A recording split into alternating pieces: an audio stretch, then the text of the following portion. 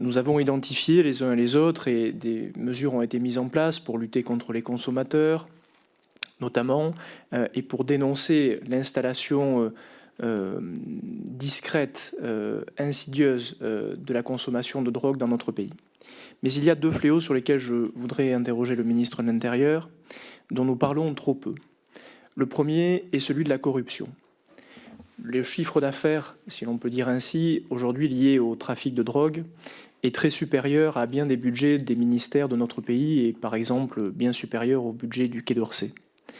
Il ne faut pas sous-estimer la force de frappe corruptive que les trafiquants de drogue ont désormais dans notre pays, au sein même de l'appareil d'État.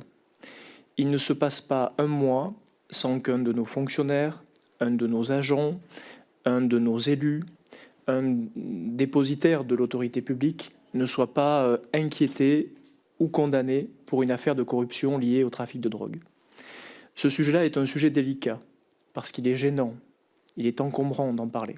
Et pourtant, c'est un des premiers indicateurs de la faillite d'un État de droit face au narcotrafic. Je pèse mes mots là aussi en disant que nous avons besoin désormais d'une opération main propre, au sein même de l'appareil d'État, au sein même de ceux qui représentent notre nation en matière de lutte contre le narcotrafic. Le deuxième fléau dont nous parlons trop peu et qui pourtant est aujourd'hui essentiel, il est celui du trafic d'armes. Notre pays est quasiment inondé du trafic d'armes. L'accès aux armes de guerre est devenu d'une facilité préoccupante dans notre pays.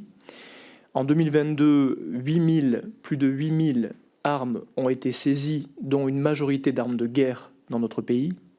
Les règlements de compte auxquels nous assistons ici ou là sont des règlements de compte qui désormais se déroulent à l'arme de guerre. En 2024, 110 personnes ont été tuées par arme dans le cas de trafic ou de bandes organisées dans notre pays et plus de 340 ont été blessées. Ces armes-là, elles sont de plus en plus nombreuses, elles viennent de théâtres de guerre, elles viennent parfois de nos propres ressources. Ce sont des armes qui reviennent du Sahel, qui reviennent de Libye ou qui reviennent y compris du territoire ukrainien. Et c'est sur ces deux sujets que je voulais interroger le ministre de l'Intérieur. Que faisons-nous d'absolument radical aujourd'hui pour lutter contre la corruption au sein de l'appareil d'État et pour lutter contre le trafic d'armes qui, tous deux réunis, sont les signes d'une guerre que nous risquons de perdre? Madame la ministre, vous avez la parole. Merci Madame la Présidente, Mesdames, Messieurs les députés, Monsieur le député Aurélien Pradier. Des organisations criminelles, notamment celles liées au trafic de stupéfiants, visent effectivement des agents publics et les policiers ne font pas exception. Mais les atteintes à la probité commises par des agents publics, elles ne sont pas nouvelles et ont toujours été prises en compte. Toutefois, la menace de corruption est croissante et le ministère de l'Intérieur en a pris la mesure. Et malgré l'écho médiatique de certaines affaires, je souhaite insister sur un point. La corruption, elle demeure exceptionnelle. Même si, par nature, le phénomène, vous l'avez souligné dans votre question, est caché. Il recouvre d'ailleurs des réalités très diverses. Usage illicite de fichiers, violation du secret ou corruption à proprement parler.